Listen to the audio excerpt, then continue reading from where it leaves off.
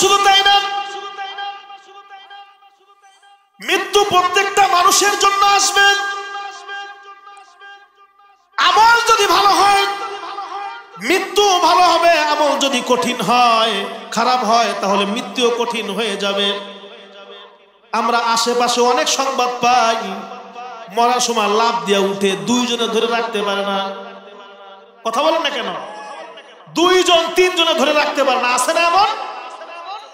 ওর বাবা যখন মারা গিয়েছিল তার মৃত্যুর ভয়াবহতা এত কঠিন ছিল, আমিও দেখে ভয় পাইছি। কথা বলেন আমার ভাইরা। এজন্য বিশ্বনবী রাসূল সাল্লাল্লাহু আলাইহি ওয়াসাল্লাম বললেন, আমল ঠিক করো, তা না হলে পরে কঠিন অবস্থা হয়ে যাবে। মৃত্যুর সাকরাত যখন শুরু হয়ে যাবে, নবীজি সাল্লাল্লাহু আলাইহি ওয়াসাল্লাম বলেছেন, কয়েকটা কারণের মধ্যে একটা কারণ হলো এমন চেহারার বিকৃতি ঘটবে, কানগুলো নিচের দিকে ঝুলে পড়বে, নাকটা বাঁকা হয়ে যাবে, কপালের এই জায়গার মধ্যে একটু ঘাম দিবে। আল্লাহর নবী বলেন, ও সন্তান, যখন মৃত্যুর সময় হয়ে গেল, মৃত্যুর সময় যখন চলে আসলো, তোমার বাবা গভীর রজনীতে তোমার ঘরের মধ্যে বসে যখন মৃত্যুর সময় পতিত হলো, তাড়াতাড়ি ঘর থেকে বের হও, ওযু করো, কোরআনে কারীমটা নিয়ে আসো, আর পড়ো বিসমিল্লাহির রহমানির রহিম, ইয়াসিন ওয়াল কুরআনিল হাকিম ইন্নাকা লামিনাল মুরসালিন আলা সিরাতিম মুস্তাকিম। নবীজি সাল্লাল্লাহু আলাইহি ওয়াসাল্লাম বলেন, মা মিন মাইয়িতিন ইল্লা কুরিয়াত আলাইহি সূরাতু ইয়াসিন, ওয়া ফি রিওয়ায়াতিন মা মিন মাইয়িতিন ইল্লা কুরিয়াত সূরাতু ইয়াসিন ইল্লা হাওয়ালাল্লাহু আলাইহি। ওয়া ক্বালা আন-নবী সাল্লাল্লাহু আলাইহি ওয়াসাল্লাম, ইকরাউ আলা মাউতাকুম সূরাতা ইয়াসিন।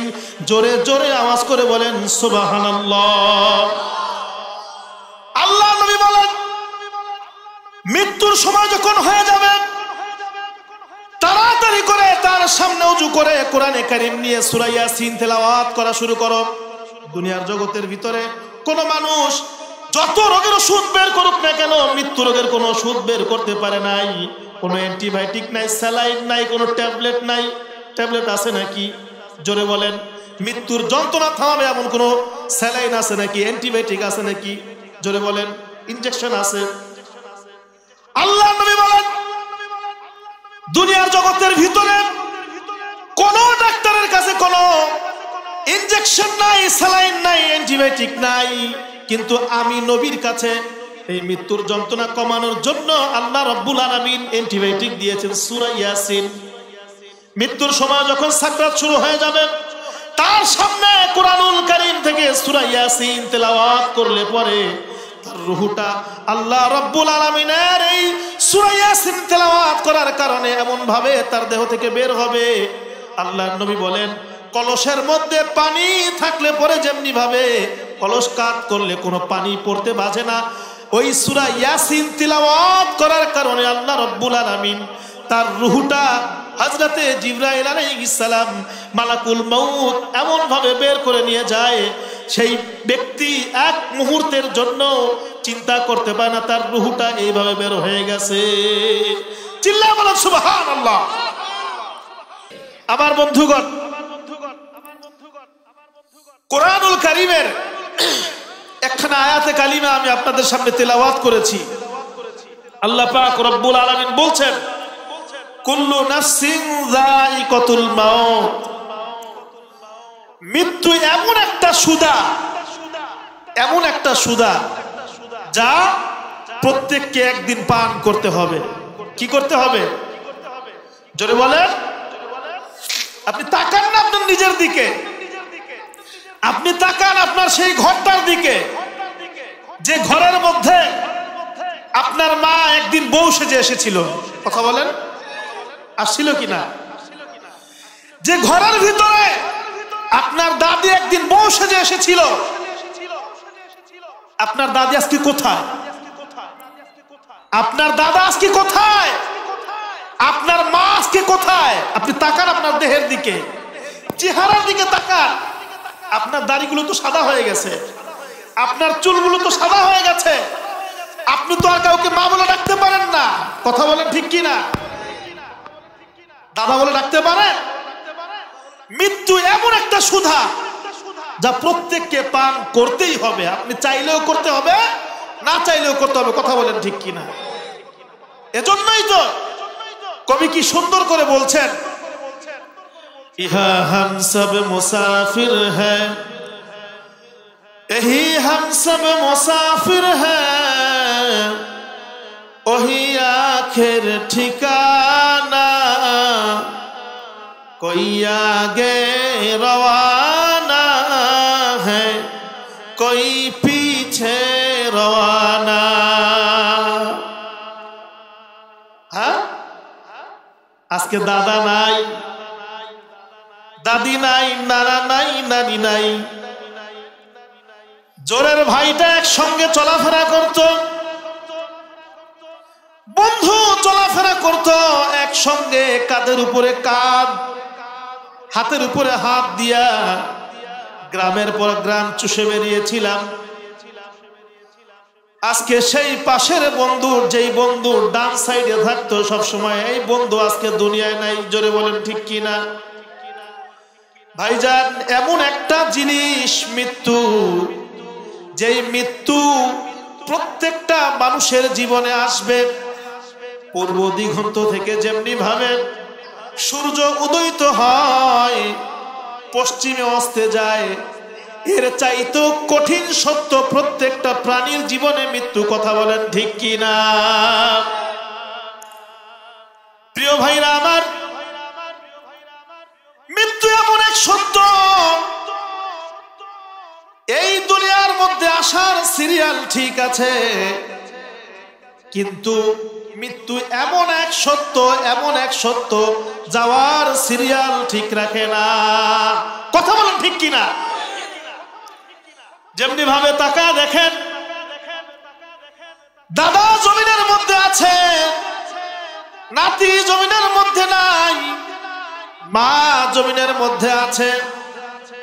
মায়ের কন্যা সন্তানটা তার সামনে দিয়া চার বেহারার পালকির মধ্যে উঠে লাশ হয়ে কবরের মধ্যে শুয়ে থাকে। শুধু তাই না, সকালবেলা ঘর থেকে বের হয়, ঢাকা যাওয়ার উদ্দেশ্যে বের হয়েছে, রাস্তার মধ্যে এমন এক অ্যাক্সিডেন্ট, যে অ্যাক্সিডেন্টের মধ্যে সেই ব্যক্তি সহ আরো 10 জন নাই, আরো 5 জন নাই। বিকেল বেলায় সাদা কাফনে চড়ে ওই যে বাঁশবাগানের নিচে কবরস্থান আছে, সেই জায়গায় শুয়ে যায়। কথা বলেন ঠিক কিনা? এই পৃথিবীতে মৃত্যুর চাইতে চরম সত্য আর কিছু আছে? জোরে বলেন। 2 সন্তান, 2টা মেয়ে এতিম হয়ে গেছে। আহা, আজকে তো চাইলেই মাকে মা বলে ডাকতে পারে না। বাবা নাই, মা নাই, স্বামী আছে, সন্তান আছে, কিন্তু মায়ের মতো কেউ আছে? জোরে বলেন। একজন তো বলেই ফেললো যে পৃথিবী কত দেশে গেলাম, কত দেশে গেলাম, এই কালো চুলগুলো, দাড়িগুলো পাকতে পাকতে সাদা হয়ে গেছে, কিন্তু ওই কণ্ঠ তো আর শুনি না। সলিমউদ্দিন বলে যখন ডাক দিত, আব্দুল করিম বলে যখন ডাক দিত, মা ডাক দিত, বাবা ডাক দিত, অন্তরটা জুড়ে যেত। এখন তো ওই মা নাই। কত মানুষের হাতে পাক খাইলাম, কত মানুষ রান্না করে খাওয়াইলো, কিন্তু মায়ের হাতে সেই রান্না আজ পাই না কোথাও। কথা বলেন ঠিক কিনা? তাহলে সর্বোচ্চ কি? মৃত্যু হলো প্রত্যেকটা মানুষের জীবনে চরম সত্য। কথা বলেন ঠিক কিনা? কিন্তু এই যে মৃত্যু বরণ আমরা সবাই করবো 100%, এতে কোনো ভুল নাই, কিন্তু আমরা যে জীবন ব্যবস্থা পালন করছি, যে পৃথিবীতে আমরা বেঁচে আছি, এই মৃত্যু তো পালন করবই, বরণ তো করবই। মৃত্যুর আগে আপনার আমার আমলনামার খবর কি? একবার হাত দিয়ে দেখছে? 5 ওয়াক্ত নামাজ কয়দিন পড়ছে? গত সপ্তাহে যে শীত গেল, এই শীতে তো মানুষ রাস্তা দিয়ে হাঁটে, আঙ্গুল বটে ওঠে। কথা বলেন ঠিক কিনা? এই ডরে অনেকে নামাজও পড়ে নাই। কথা বলেন, ঘর থেকে বের হয় নাই। কয় এই শীতের মধ্যে পানি লাগাবো, কেমনে পড়বো নামাজ, বাঁচবো কেমনে? আরে মিয়া, নামাজ পড়বেন এই চিন্তা করেন, পানি লাগাইবেন হাত বাঁকা হয়ে যাবে, মইরা গেলে কি করবেন? কথা বলেন, তখন তো খালি গায়ে নিয়ে কবরের মধ্যে শোয়া দিবে। কথা বলেন না কেন? আহা, এইদিকে তো খবর নাই।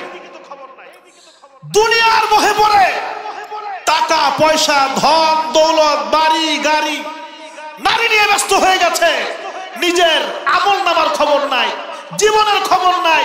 মরতে যে হবে, একটা সন্তানকে হাফেজে কোরআন বানালাম না, নিজের আমলের ঠিক নাই, 5 ওয়াক্ত নামাজ পড়লাম না, হজ করার সামর্থ্য ছিল হজ করলাম না, যাকাত আমার মালের উপরে আল্লাহর নির্দিষ্ট হুকুম এসেছিল যাকাত দিলাম না, কারণের মতো ধন সম্পদ নিয়ে দুনিয়ার মোহে পড়ে ব্যস্ত হয়ে গেছি। কথা বলেন ঠিক কিনা? খবর নাই। মসজিদের মাইক থেকে হাইয়া আলাস সালাহ, হাইয়া আলাল ফালাহ যখন আজানের ধ্বনি আসে, এখন এক শ্রেণী কুলাঙ্গার এই আজানের বিরুদ্ধে লেগে গেছে। কথা বলেন ঠিক কিনা? এগুলো কি মুসলমান মানুষ হতে পারে? জোরে বলেন।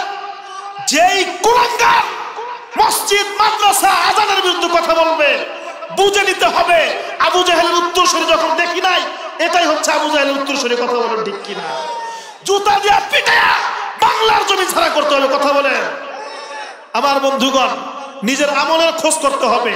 আমার মৃত্যুর দিনটা কেমন হবে সেই দিনের চিন্তা করতে হবে। কথা বলেন ঠিক কিনা? তাহলেই একটা মানুষ গুনাহের মধ্যে আর লিপ্ত হবে না। কথা বলেন। আমার ভাইরা, মৃত্যু আমার কাছে আসলো, মৃত্যুবরণ করলাম, এটাই কিন্তু সাধারণ বিষয় না, স্বাভাবিক জ্ঞান না, স্বাভাবিক চিন্তা না। মৃত্যু কঠিন থেকে কঠিন।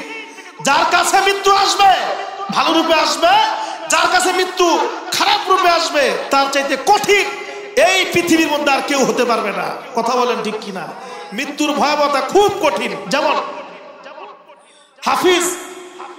হাদিসুল হাফিজ ইমাদউদ্দিন ইবনে কাসির রাহমাতুল্লাহি আলাইহি, তিনি ইবনে কাসিরের মধ্যে একটা ঘটনা লিখেছেন যে মৃত্যুর ভয়াবহতা কত কঠিন। একবার লক্ষ্য করুন। হযরত ইবনে কাসির রাহমাতুল্লাহি আলাইহি বলেন, একটা মানুষের কাছে মৃত্যুর ভয়াবহতা সবচাইতে কঠিন। দুনিয়ার জমিনের মধ্যে ডাকাত মানুষকে খুন করে, সম্পদ লুটপাট করে, একটা কোপ দেয়, হাত কেটে ফেলে, পা কেটে ফেলে, জবাই করে, তাকে অঙ্গহানি করে। কিন্তু আমার বন্ধুগণ, এটাই বড় কষ্ট না, মৃত্যুর ভয়াবহতা প্রত্যেকটা মানুষের জন্য সবচাইতে কঠিন। ইবনে কাসির রাহমাতুল্লাহি আলাইহি বলেন, একজন মা হযরত ঈসা আলাইহিস সালাতু ওয়াস সালামের যুগে একটা কবরের পাশে বসে কান্নাকাটি করছে। হযরত ঈসা আলাইহিস সালাতু ওয়াস সালাম সেই কবরের পাশ দিয়ে যাচ্ছিলেন। ওই মা এমন করুণ ভাবে কান্না করছেন, হযরত ঈসা আলাইহিস সালাতু ওয়াস সালাম তার দিকে না তাকিয়ে আর পারলেন না। তার কান্নার ধরন এমন ছিল, এমন এমন ভাষা তিনি ব্যবহার করছিলেন। হযরত ঈসা আলাইহিস সালাতু ওয়াস সালাম তার সামনে আসলেন, মহিলাকে জিজ্ঞাসা করছেন, মা, এই কবরের মধ্যে কে আছে? কিসের জন্য তুমি এমন কান্নাকাটি করো, এমন এমন ভাষা ব্যবহার করছো, এমন হৃদয় আবেগ আপ্লুত ভাষা ব্যবহার করছো, কিসের জন্য? মহিলা এবার দু চোখের পানি ছেড়ে দিয়া বলছে, এই কবরের ভিতরে আমার একটা মাত্র কন্যা সন্তান দুনিয়ার জগতের মধ্যে ছিল।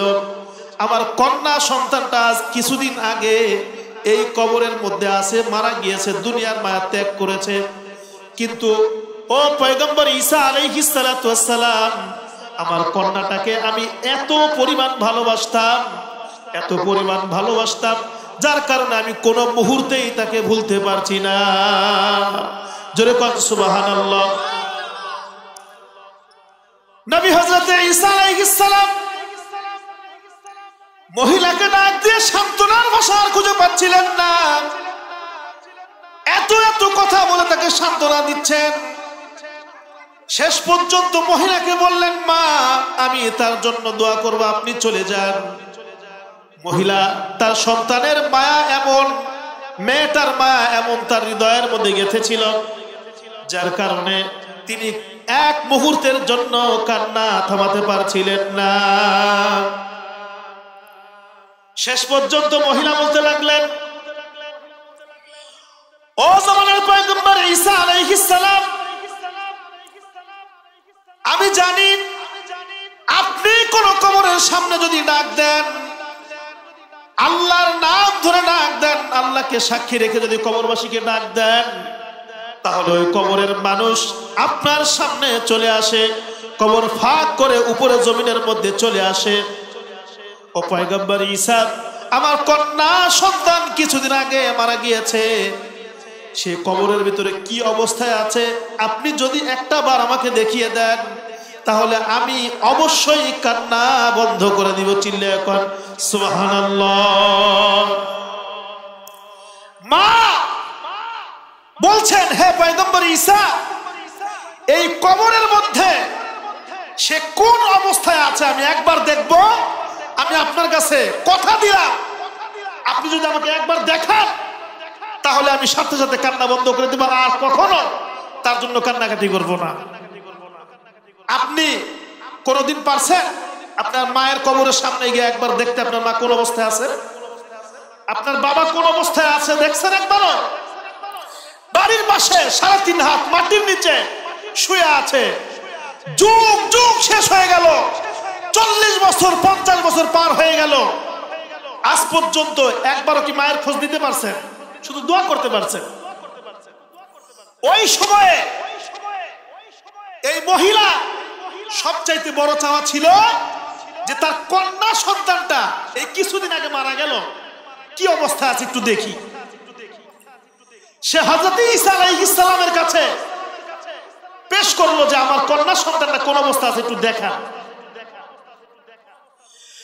জামানার পয়গম্বর হযরত ঈসা আলাইহিস সালাম বলতে লাগলেন, মা আমি যদি তোমাকে কবরের এই কন্যা সন্তানটা দেখাই, তাহলে কি তুমি সন্তুষ্ট? মহিলা বলতে লাগলেন, ঠিক আছে আমি সন্তুষ্ট, আপনার সঙ্গে কথা দিলাম, আমি আর কান্নাকাটি করব না। আমার ভাইরা, হযরত ঈসা আলাইহিস সালাতু ওয়াস সালাম তার 3টা মুজিজা ছিলেন বড় বড়। কয়টা জোরে বলেন, আরো জোরে আওয়াজ করে বলেন। 3টা। 1 নাম্বার মুজিজা ছিলেন হযরত ঈসা আলাইহিস সালাতু ওয়াস সালাম মায়ের পেট থেকে জন্মান্ধ কোন মানুষের গায়ে যদি চোখের মধ্যে হাত বুলিয়ে দিতেন, সঙ্গে সঙ্গে সেই মানুষটা দৃষ্টিশক্তিওয়ালা মানুষ হয়ে যেতেন। জোরে বলেন সুবহানাল্লাহ। 2 নাম্বারের মুজিজা ছিলেন হযরত ঈসা আলাইহিস সালাতু ওয়াস সালাম যখন কোন শ্বেত রোগীর গায়ে হাত বুলিয়ে দিতেন, ওই যে সাদা সাদা হয়ে যায় শ্বেত রোগী, ওই শ্বেত রোগীর গায়ে যখন তিনি হাত বুলিয়ে দিতেন, সঙ্গে সঙ্গে তার সেই চামড়া স্বাভাবিক অবস্থার মধ্যে ফিরে আসে। চিল্লা এখন সুবহানাল্লাহ। 3 নম্বরে হযরত ঈসা আলাইহিস সালাতু ওয়াস সালামের মুজিজা ছিলেন কোন কবরের সামনে গিয়ে হযরত ঈসা আলাইহিস সালাতু ওয়াস সালাম যখন ডাক দিতেন, ইয়া আব্দুল্লাহ কুম বিইذনিল্লাহ, সঙ্গে সঙ্গে ওই কবরের মধ্য থেকে আল্লাহর বান্দা দাঁড়িয়ে যেতেন। চিল্লা এখন সুবহানাল্লাহ। ঠিক এমনি ভাবে মহিলা যখন বলতেছিলেন, হে জামানার পয়গম্বর ঈসা, আমার কন্যা সন্তানটাকে আমি দেখতে চাই। হযরত ঈসা আলাইহিস সালাতু ওয়াস সালাম বললেন, ঠিক আছে, তোমার কন্যা সন্তান কোন অবস্থায় আছে আমি একটু দেখি। আমার ভাইয়েরা, কবরস্থানের সামনে গিয়া হযরত ঈসা আলাইহিস সালাতু ওয়াস সালাম 2 রাকাত নামাজ আদায় করলেন, ডাক দিলেন, ইয়া আব্দুল্লাহ কুম বিইذনিল্লাহ। চিল্লা পড়েন সুবহানাল্লাহ। যখন ডাক দিলেন, সঙ্গে সঙ্গে সাদা কাপড় পরিহিত কবর ফেটে একজন মহিলা দাঁড়িয়ে গিয়েছেন। চিল্লা পড়েন সুবহানাল্লাহ। বলা হলো, হে ঈসা আলাইহিস সালাতু ওয়াস সালাম, আপনি যমুনার পয়গম্বর, আপনি আমাকে কিসের জন্য ডেকেছেন? বলছেন, ও মেয়ে, তোমার মা তোমার কবরের পাশে এত পরিমাণ কান্না করছিল, তার কষ্ট আমি সহ্য করতে পারছিলাম না। শেষ পর্যন্ত সে আমার কাছে একটা আবদার করেছে, তুমি কবরের মধ্যে কোন অবস্থায় আছো তোমার এই দৃশ্যটা দেখার জন্য সে চাইছে। আর আমার আল্লাহ পাক রব্বুল আলামিন আমাকে মর্যাদা দিয়েছেন, সেই জন্যই তোমাকে ডাকা হয়েছে।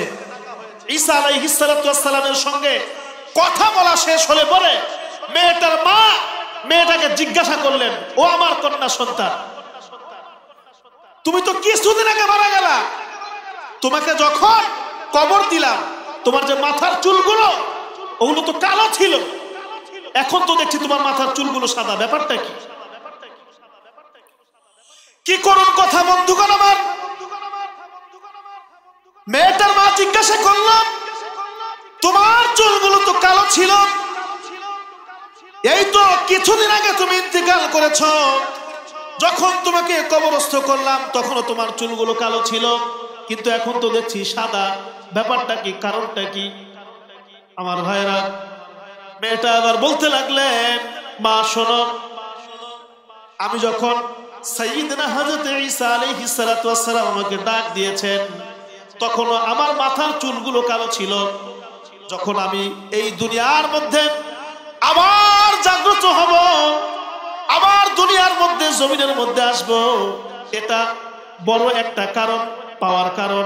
দ্বিতীয়বার তো মানুষ জীবনে এই দুনিয়ার মধ্যে আসতে পারে না, আমিও এমন খুশি ছিলাম। কিন্তু ব্যাপারটা হলো এমন,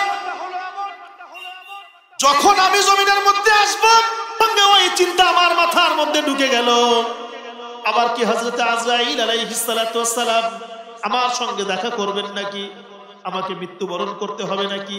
এই টেনশনে এই কবর থেকে জাগ্রত হওয়ার সময় আমার মাথার চুলগুলো সাদা হয়ে গেছে। জোরে কোন সুবহানাল্লাহ।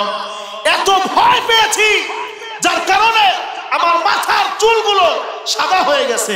কয় মা তুমি জানো, যখন আমি ইন্তেকাল করেছিলাম এখনো পর্যন্ত আমার শরীরের লোমগুলো ব্যথা করছে। আমার মাথার মধ্যে যখন এই চিন্তাটা আসলো যে আবার তোমার মৃত্যুবরণ করতে হবে, এই টেনশনে আমার মাথার চুল সাদা হয়ে গেছে। চিন্তা করছে, আমাদের খবর নাই, আমাদের খবর আছে। আজান দিলে পরে কি করি, ঘাটটারা বেঁকা করে আস্তে করে বাজারের দিকে হাঁটা শুরু করি। আছে না এমন? আছে কিনা? আহা, জীবনের অবস্থাটা কি হলো? দুনিয়ার মায়ায় পড়ে, ধন সম্পদের মোহে পড়ে কি করলাম জীবনের 65 বছর, 40 বছর, 50 বছর শেষ করে দিলাম। হাতের চামড়াটা ধোতরা দিয়ে গেছে, আগের মতো শক্তি নাই। কথা বলেন ঠিক কিনা? এখনো সময় আছে, মসজিদমুখী হন, তা না হলে পরে কোনো মতেই রেহাই পাওয়া যাবে না। কথা বলেন ঠিক কিনা? ভাইরা আমার, শুধু তাই না, মৃত্যু প্রত্যেকটা মানুষের জন্য আসবে। আমল যদি ভালো হয় মৃত্যু ভালো হবে, আমল যদি কঠিন হয়, খারাপ হয়, তাহলে মৃত্যুও কঠিন হয়ে যাবে। আমরা আশেপাশে অনেক সংবাদ পাই, মরার সময় লাভ দিয়ে উঠে 2 জনে ধরে রাখতে পারে না। কথা বলেন না কেন? 2 জন 3 জনে ধরে রাখতে পারে না। আছে না এমন? ওর বাবা যখন মারা গিয়েছিল তার মৃত্যুর ভয়াবহতা এত কঠিন ছিল, আমিও দেখে ভয় পাইছি। কথা বলেন আমার ভাইরা। এজন্য বিশ্বনবী রাসূল সাল্লাল্লাহু আলাইহি ওয়াসাল্লাম বললেন, আমল ঠিক করো, তা না হলে পরে কঠিন অবস্থা হয়ে যাবে। মৃত্যুর সাকরাত যখন শুরু হয়ে যাবে, নবীজি সাল্লাল্লাহু আলাইহি ওয়াসাল্লাম বলেছেন, কয়েকটা কারণের মধ্যে একটা কারণ হলো এমন, চেহারার বিকৃতি ঘটবে, কানগুলো নিচের দিকে ঝুলে পড়বে, নাকটা বাঁকা হয়ে যাবে, কপালের এই জায়গার মধ্যে একটু ঘাম দিবে। আল্লাহর নবী বলেন, ও সন্তান, যখন মৃত্যুর সময় হয়ে গেল, মৃত্যুর সময় যখন চলে আসলো, তোমার বাবা গভীর রজনীতে তোমার ঘরের মধ্যে বসে যখন মৃত্যুর সময় পতিত হলো, তাড়াতাড়ি ঘর থেকে বের হও, ওযু করো, কোরআনে কারীমটা নিয়ে আসো আর পড়ো বিসমিল্লাহির রহমানির রহিম ইয়াসিন ওয়াল কুরআনিল হাকিম ইন্নাকা লামিনাল মুরসালিন আলা সিরাতিন মুস্তাকিম। নবীজি সাল্লাল্লাহু আলাইহি ওয়াসাল্লাম বলেন মা মিন মাইয়িতিন ইল্লা কুরিয়াত আলাইহি সূরাতু ইয়াসিন ওয়া ফি রিওয়ায়াতিন মা মিন মাইয়িতিন ইল্লা কুরিয়াত সূরাতু ইয়াসিন ইল্লা হাওয়ালাল্লাহু আলাইহি ওয়া ক্বালা আন-নবী সাল্লাল্লাহু আলাইহি ওয়াসাল্লাম ইকরাউ আলা মাওতাকুম সূরাতা ইয়াসিন। জোরে জোরে আওয়াজ করে বলেন সুবহানাল্লাহ। আল্লাহ নবী বলেন মৃত্যুর সময় যখন হয়ে যাবে তাড়াতাড়ি করে তার সামনে ওযু করে কোরআনে কারীম নিয়ে সূরা ইয়াসিন তেলাওয়াত করা শুরু করো। দুনিয়ার জগতের ভিতরে কোন মানুষ যত রোগের ওষুধ বের করুক না কেন মৃত্যু রোগের কোনো ওষুধ বের করতে পারে নাই। কোনো অ্যান্টিবায়োটিক নাই, স্যালাইন নাই, কোনো ট্যাবলেট নাই। ট্যাবলেট আছে নাকি? জোরে বলেন। মৃত্যুর যন্ত্রণা থামাবে এমন কোনো স্যালাইন আছে নাকি? অ্যান্টিবায়োটিক আছে নাকি? জোরে বলেন। ইনজেকশন আছে? আল্লাহ নবী বলেন দুনিয়ার জগতের ভিতরে কোন ডাক্তারের কাছে কোনো ইনজেকশন নাই, স্যালাইন নাই, অ্যান্টিবায়োটিক নাই, কিন্তু আমি নবীর কাছে এই মৃত্যুর যন্ত্রণা কমানোর জন্য আল্লাহ রাব্বুল আলামিন অ্যান্টিবায়োটিক দিয়েছেন সূরা ইয়াসিন। মৃত্যুর সময় যখন সাকরাত শুরু হয়ে যাবে তার সামনে কোরআনুল কারীম থেকে সূরা ইয়াসিন তেলাওয়াত করলে পরে তার রূহটা আল্লাহ রাব্বুল আলামিনের এই সূরা ইয়াসিন তেলাওয়াত করার কারণে এমন ভাবে তার দেহ থেকে বের হবে।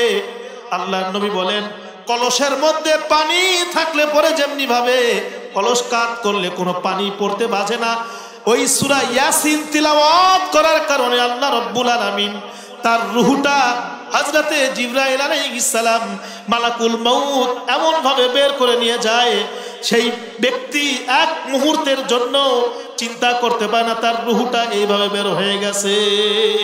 চিল্লায়ে বলেন সুবহানাল্লাহ।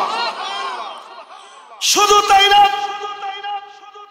আরেকটি বর্ণনার মধ্যে এসেছে মায়ের কোলের ভিতরে বসে ছোট্ট বাচ্চা যখন মায়ের দুগ্ধ চোষণ করতে থাকে, স্তনের বোটা চোষণ করতে থাকে, দুধ খেতে থাকে, আমার বন্ধুগণ বিশ্ব নবী রাসূল করিম সাল্লাল্লাহু আলাইহি ওয়াসাল্লাম বলেন সূরা ইয়াসিন তেলাওয়াত করার কারণে, মুমিন হওয়ার কারণে ওই ব্যক্তির রূহটা আল্লাহর ফেরেশতারা এমন ভাবে কবজা করে, এমন ভাবে বের করে নিয়ে যায়, ওই বাচ্চাটা দুধ চোষণ করতে করতে যখন ঘুমিয়ে যায় মায়ের দুধের বোটা তার মুখ থেকে কখন বের হয়ে যায় সে জমিনে জানে না।